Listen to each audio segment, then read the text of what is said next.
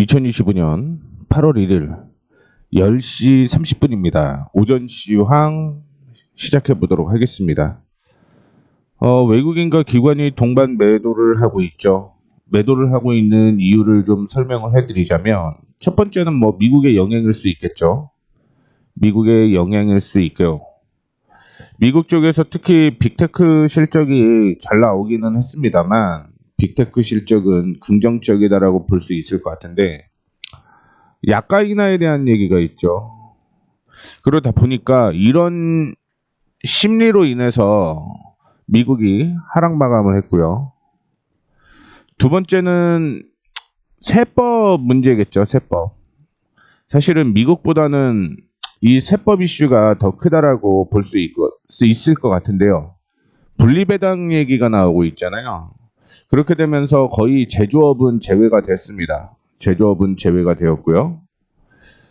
그 외에도 50억에서 다시 10억으로 양도세, 대주주 양도세라고 하죠. 대주주 양도세 원상복귀를 했습니다. 이 내용이 아마 지금 우리나라 시장을 약세로 만드는 요인이 되었다라고 보시면 될 것 같습니다. 코스피 지수는 오늘 거의 3%대 약세를 보이기는 합니다. 저는 개인적으로는 거의 다 왔다라고 보고 있거든요. 다만 이 추세가 깨지게 되면 그때부터는 좋지는 않을 것으로 보이고 있습니다.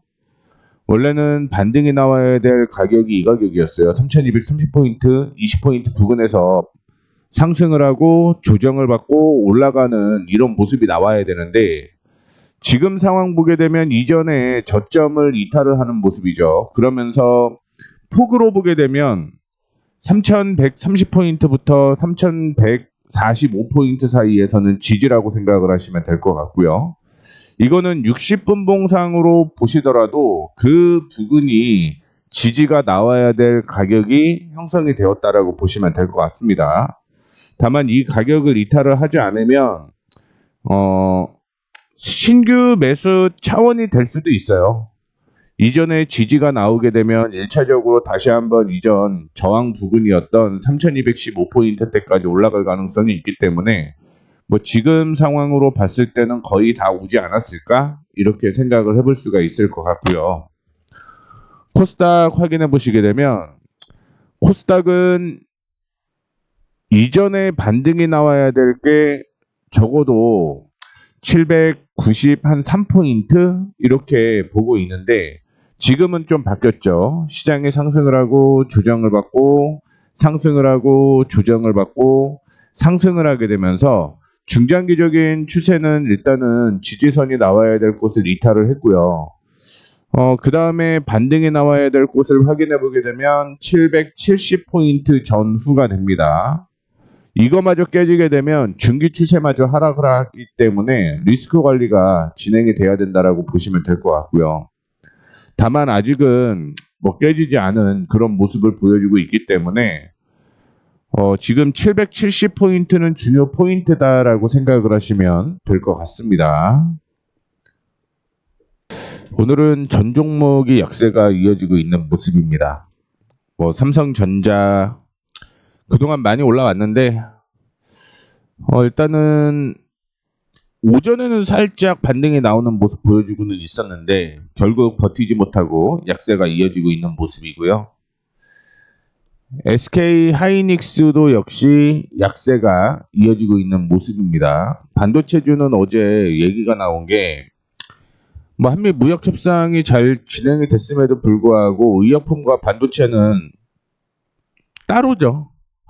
물론 다른 나라에 비해서 그렇게 불이익을 주지는 않을 것이다, 이런 얘기를 했는데 어제부터 약세는 맞았어요.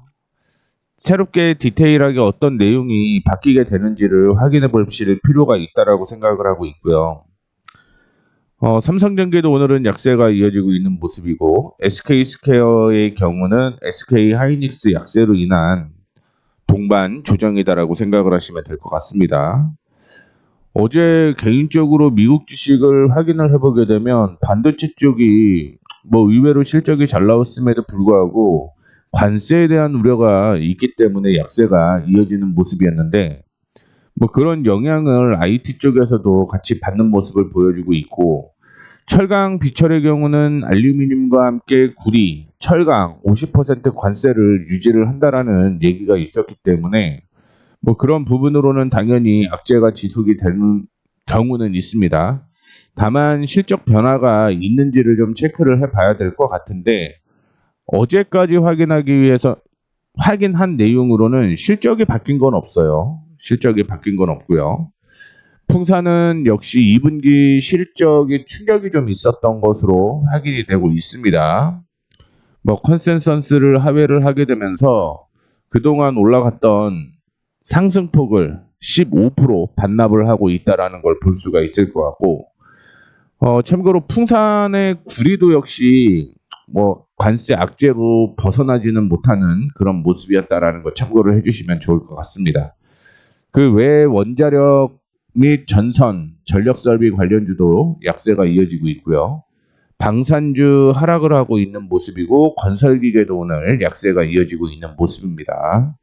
항공해운과 항공운송, 해운운송 약세가 이어지고 있는 모습이고요. 에너지주도 약세가 이어지고 있는 모습입니다.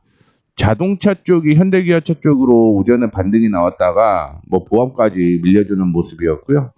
조선은 오전에 올라가는 모습 보여주다가 약세가 이어지고 있습니다. 자동차는 당연히 관세에 대한 부분에서 벗어날 수는 없다라고 보시면 될 것 같고요.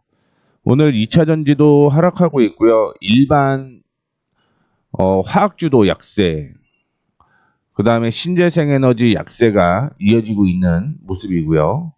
지주사도 오전에 언급을 해드렸던 대로 법에 대한 내용이 뭐 예상치만큼 좋지 못하다라고 얘기를 하고 있죠. 그러다 보니까 지주사, 은행, 증권, 보험이 전부 다 약세라고 보시면 될 것 같고요.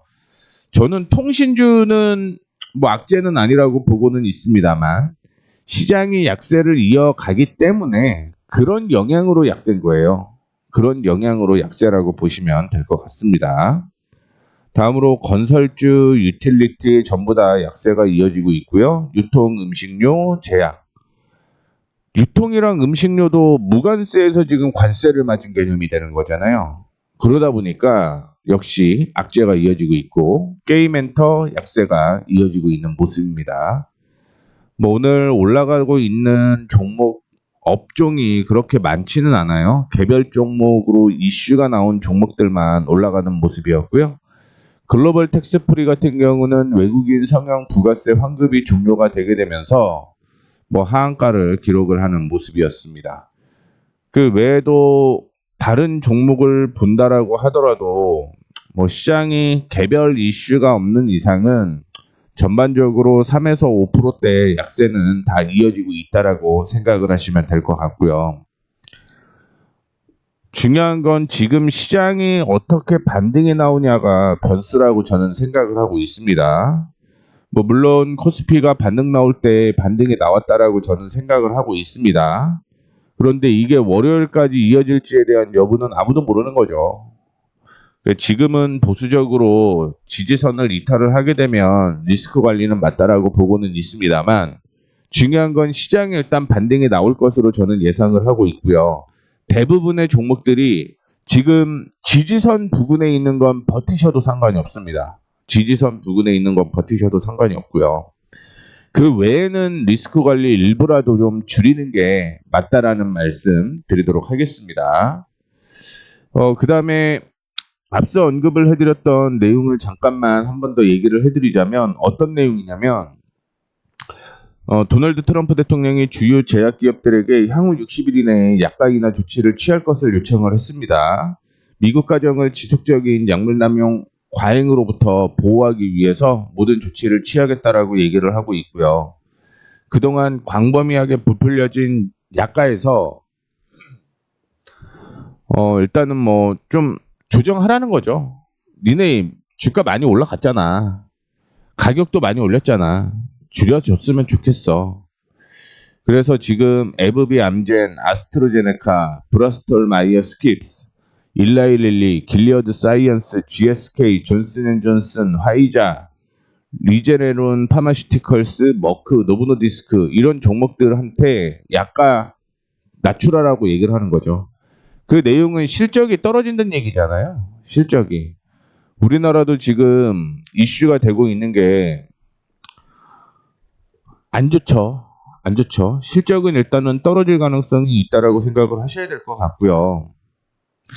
다만 우리나라 같은 경우는 이슈가 다시 남북이 화해 모드로 트럼프 대통령으로 인해서 이슈가 된다라고 한다면 뭐 변경이 좀 될 수는 있을 것 같다라고 생각을 하고 있습니다.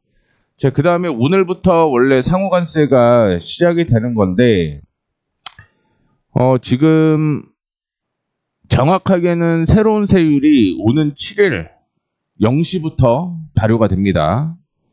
그동안 영국은 10%, 스위스가 39% 고율 관세였는데 이게 지금 확정이 되지 않는 나라는 세죠. 그리고 캐나다 역시 25%에서 35%로 올렸고요. 이 때문에 아마 환율이 변동폭이 굉장히 클 거라고 보고 있고 환율 변동으로 인해서 아마 움직임이 좀 달라질 가능성이 있어요. 미국에서는 지금 환율적으로 보게 되면 약달러거든요. 근데 약달러에서 더 약달러를 지금 원하고 있는 것으로 보이고 있습니다.